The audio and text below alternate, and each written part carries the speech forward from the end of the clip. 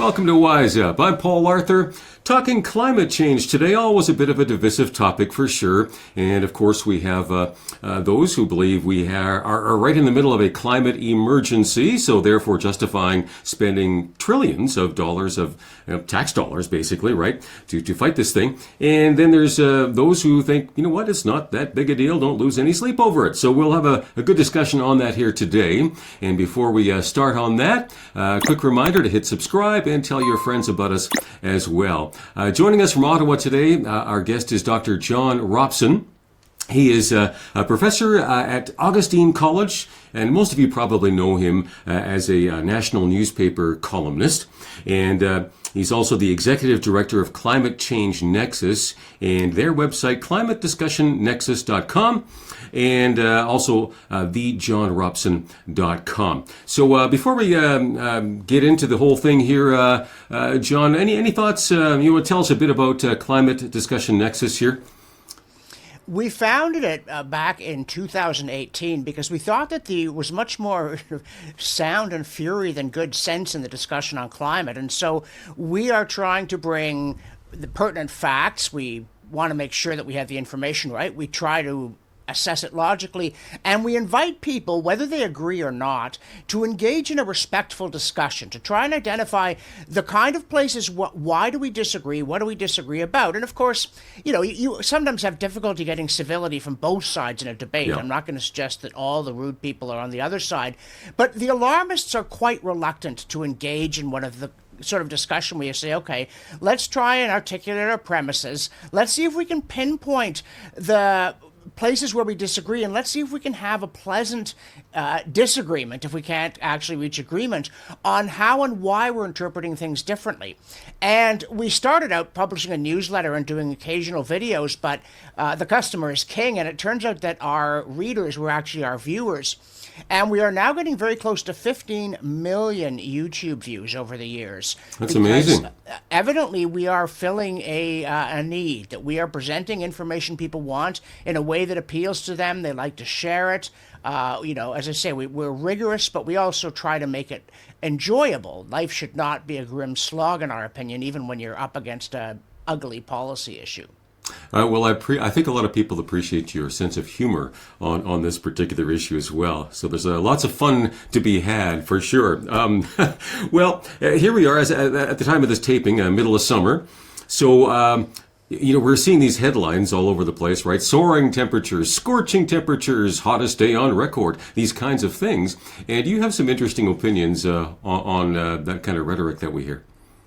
Yes, first of all, that all the media outlets are using the same terminology at the same time doesn't reflect well on them.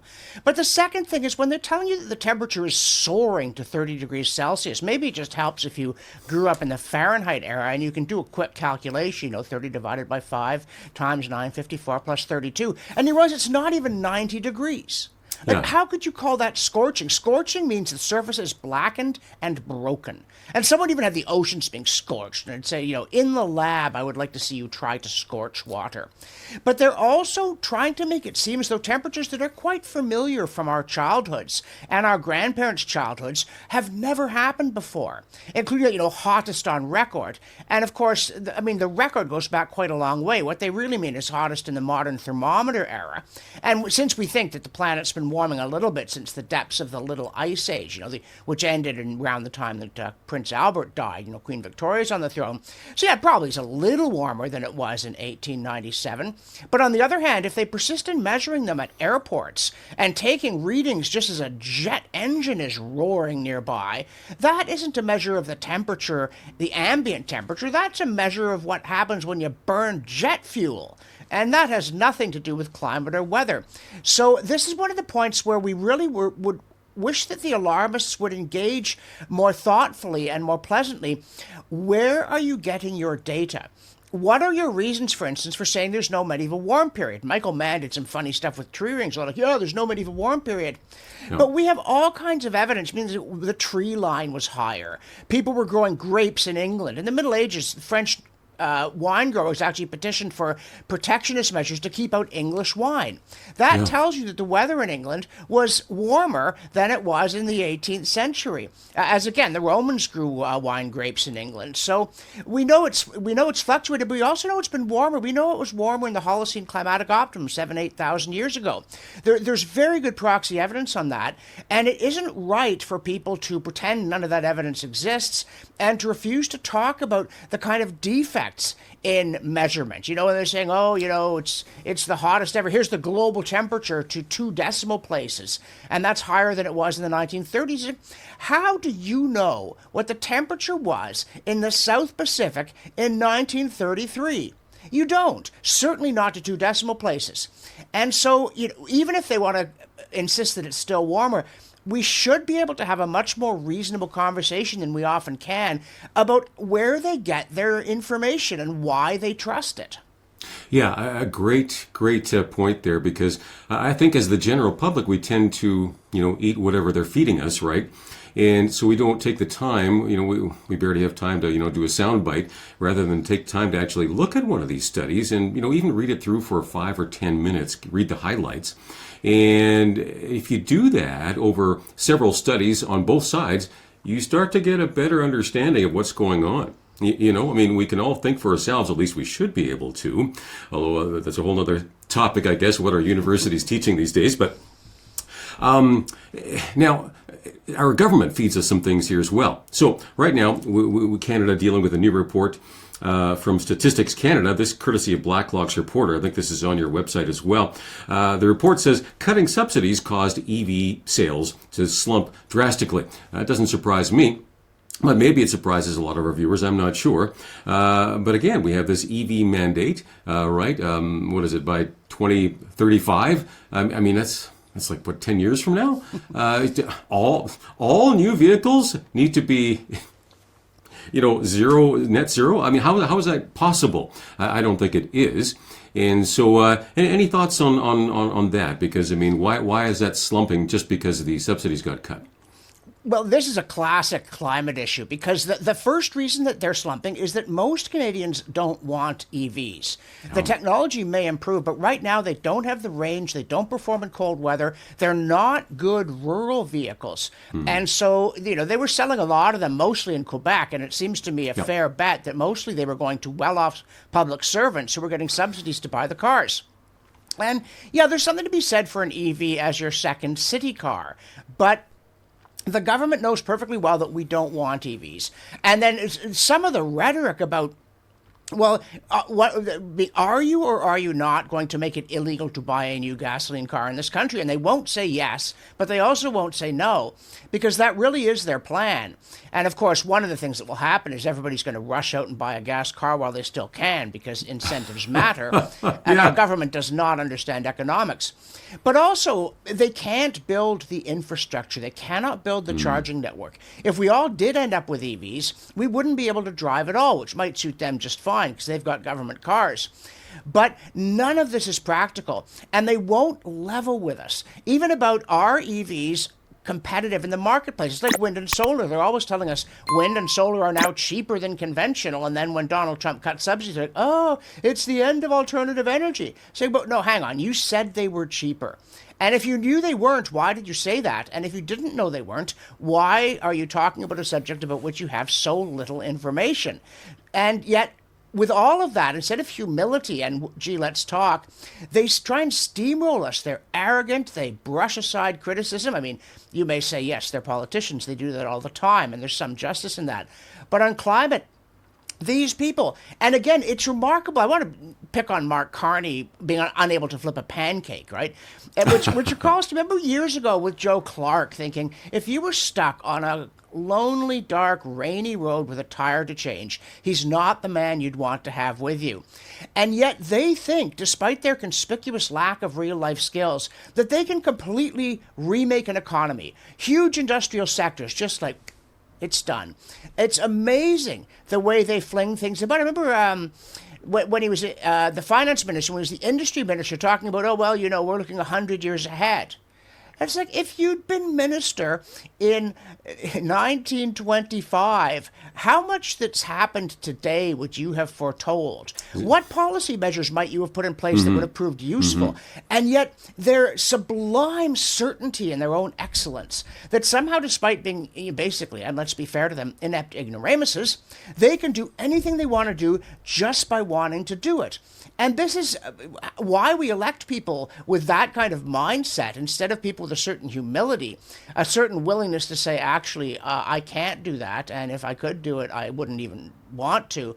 You know, when do you ever hear one of them say, look, that's a tough situation, but the government can't fix it? Or I can't fix it. And so we're entrusting power to people with a wildly overblown sense of their own abilities. And again, very little knowledge. If you were to give one of these people a quiz on critical aspects of climate, including how long have we been in an ice age and things of that sort, I suspect that they would do very, very poorly even on basic things. And but of course they're shielded from real scrutiny, and the press, particularly most of it now being subsidized by the government, is not in a hurry to challenge them, even on whether they know anything, let alone whether their plans are good. Yeah. Oh, and in what world does a government-subsidized media industry make any sense? It's just beyond me. That's again another topic for another day. But wow, But yeah, you talk about getting people who are know what they're doing. For example, when you have a flat tire, well, maybe we should talk to the auto industry. Just a thought. Well, they're asking the government to repeal this EV mandate, aren't they? Because they see it coming. They're not going to be able to make a buck. Yes, and there's an interesting lesson there because 10 years ago, the car industry was all gung-ho about EVs with a couple of exceptions. And, they thought that by making nice with the government, they would get influence. And people in this country have got to stop thinking that if you flatter the politicians, they will genuinely start to like you. They will use you and they will discard you. And so when the car industry goes and tries to talk sense to them saying, hey, that thing we all agreed could happen back when it was a long way off? Well, we can't do it. They weren't saying we don't want to do it. They were saying we can't do it. And I'm sure they were saying, and if we did, there'd be no plugs. But the government doesn't say, oh, gosh, here we are, a bunch of blatherskites, most of whom are lawyers or activists or something along those lines. And here are people who make cars for a living. We should listen to them. They're just like, oh, well, what does the industry know? We're visionaries. And again, it's this extraordinary mindset. It's like the way we think that we're a moral superpower and that we just have to go tut-tut and Hamas will stop killing people. Right. It's weird that we put up with this kind of thing. But time and again, yes, when they talk to the people who actually know, and we've even, to think about our national security, a few senior brass have broken ranks in Canada and said, we are not prepared. And the government doesn't go, oops, that's really, really worrisome. Imagine someone with that integrity and expertise rebuking us publicly. We must do better. Instead, they just keep spewing this verbiage. Like one of the rhetorical tricks that I find so exasperating is that when they are caught not doing something they wouldn't know how to do if they did try, they say, we will continue to. And obviously they've got PR consultants who tell them that will reassure people. We will continue to ensure that the housing market is vigorous. And now, they rush in and they give us some tax break or some other measure and housing starts fall. And they say, we will continue to ensure that Canadians have blah, blah, blah, blah, blah, like trombones. It's exasperating. But again, we do it to ourselves because we elect them and we re-elect them. Yeah, precisely. Yeah, I mean, we need to look in the mirror. I mean, honestly, that this is our own doing here in one sense, isn't it? Now, there's another poll that was done here, National Post Leger poll, not that long ago, revealing that only 4% of Canadians, let me repeat that, 4% of Canadians surveyed see that climate change is the top priority issue. Now that is a 8th spot overall as the top issue, as compared to a similar poll back in 2019, so 6 years ago, where climate change was in 3rd spot. So that's fascinating. What's happened between 2019 and 2025 that has changed the outlook of Canadians? I think a number of things have happened, but I would also caution you that what people tell pollsters doesn't really necessarily indicate what they think, right? Because people live in the real world, and it's the economist world of trade-offs. And every day when you get up, you can spend time on this but not on that. You can spend money on this but not on that. You are always making decisions about what do I have to give up in order to get, and is it worth doing? But when you're answering a poll question, it's free. It's absolutely free.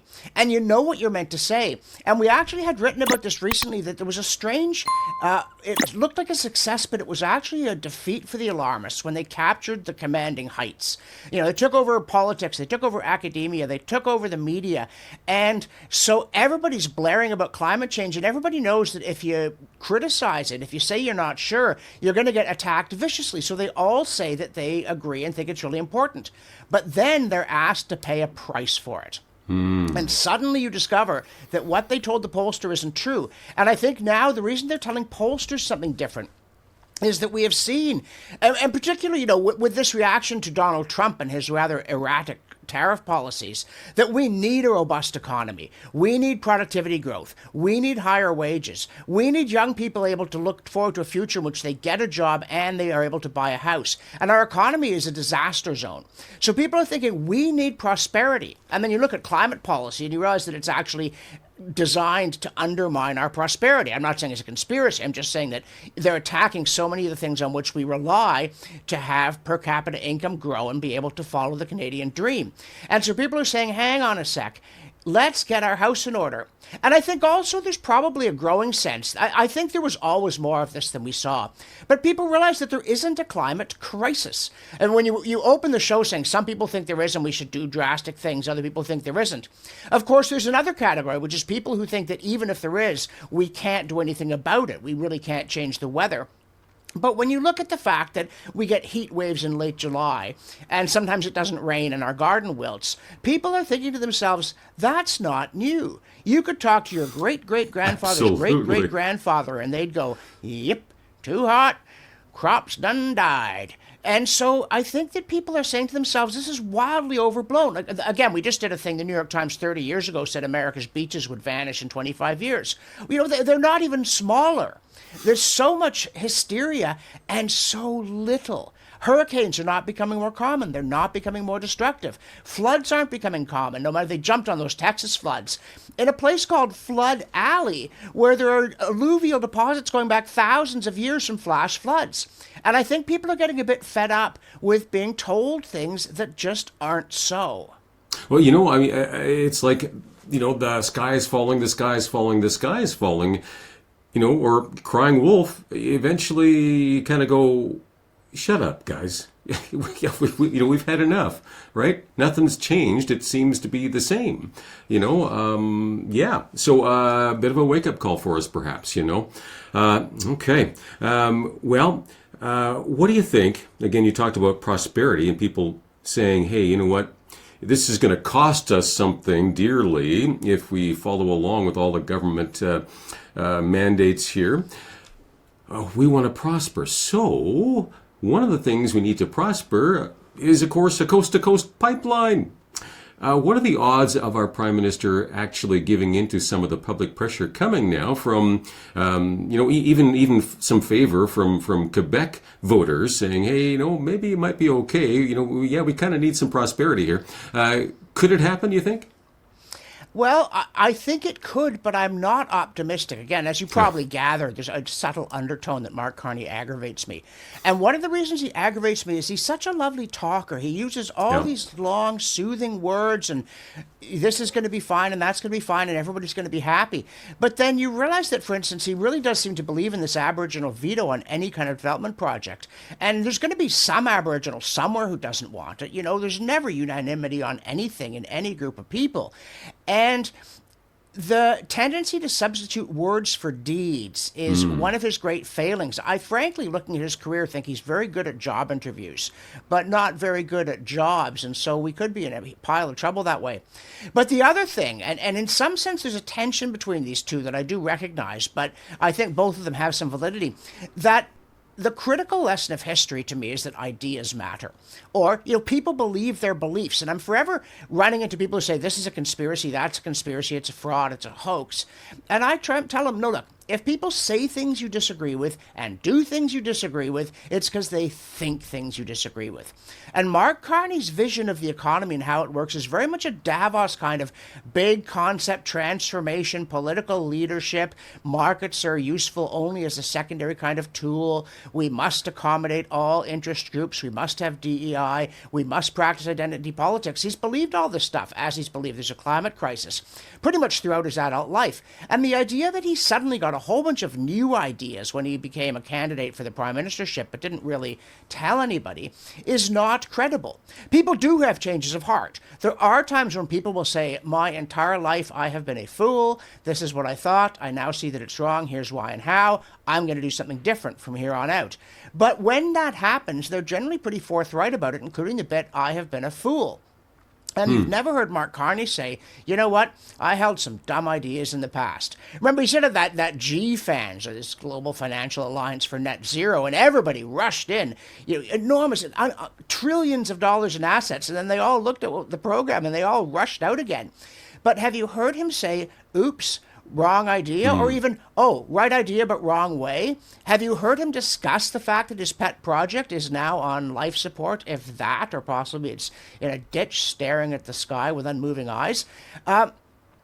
He's not a man to experience contrition. He's not a man to change his mind. And if he hasn't changed his mind, he doesn't believe in building pipelines. And if he doesn't believe in it, he's not going to do it. If he does believe in it, he may well find the political dynamics of this country, including the ones he himself encouraged in his election campaign, will make it impossible anyway. I mean, we've got several premiers who are definitely on board, off board, and we're all in favor of internal free trade, but we must have supply management. And the conservatives are villains too. Like, what on earth they're doing, clinging to this protectionist sop to a small group of central Canadian farmers that hurts everybody, especially the poor.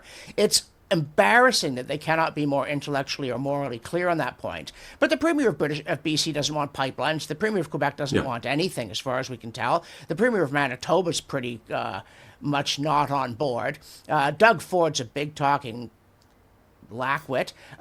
So it's a very unfavorable environment in which to try and do anything, and we're so used to just assuming things will turn out right because we're Canada. We have mishandled our public affairs for so long. We kind of drafted because the United States economy is so strong and they're militarily, they keep us safe. We've been able to have third-rate policies and not pay much of a price. And when we suddenly turn around and say we've got to lose the mental habits that allowed us to wallow in mediocrity. There's a headline today which should have read, Canadian almost wins medal. And I thought there's not a lot of countries that would write that headline. We need to get sharper. We need to get more level-headed, and Mark Carney is not a level-headed guy. He's a blatherskite. Well, how do you really feel about him, though? I'm against. And he lies. He lies constantly. He just says things that aren't true and are demonstrably untrue. Like, I had nothing to do with the decision to move the headquarters after being chairman of the board, writing shareholders, let's move the headquarters. Come off it. Well, you know what? I guess Trump and Carney have some things in common. Just saying. I know people are really mad at Trump for being dishonest, and they should be. But it's amazing how much they lie while saying, wherever did this man get the idea that lying was okay? Yeah, we need to look in the mirror as Canadians as well, for sure. Man, okay. Just rather think, where do I go next with all of this here? I mean, somehow, it's like Canada needs a wake-up call somehow. And maybe that's what it takes. We talked earlier about, realizing that if we follow the government mandates on climate change, it's going to cost us big time in the pocketbook. And maybe that's what we need to do, is actually go through some of the consequences and suffer financially before we go, oh, maybe we should vote in something different that is going to actually bless our economy. I don't know. Your thoughts? Well, it would be a shame if we had to do that, especially since you look at, the state of the economy over the last decade. You think we already did that, right? You look at where our GDP per capita was compared to the American one back when Trudeau was first elected and where it is now. We are suffering. The polls on how many Canadians could not get by an unexpected $200 or $300 expense, who would be ruined by missing one paycheck, it's perilously high. So we're already there. And I will say another of my pet peeves in my Annoy Everybody plan. The Conservatives keep running as liberal light and losing and going, that was a brilliant plan, let's do it again.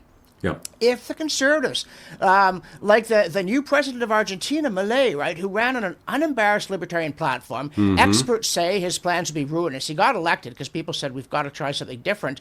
And their economies had this huge turnaround. So why can't the Conservatives run on getting rid of supply management, of getting rid of internal trade barriers through a mechanism that I suggested in a paper for the Macdonald-Laurier Institute 15 years ago that none of them have read, cutting taxes, getting rid of all kinds of dysfunctional programs? Why can't they run on a libertarian program instead of saying the liberals are right, so don't vote for them? Which is a PR slogan so bad that I could come up with a better one, and I'm no politician.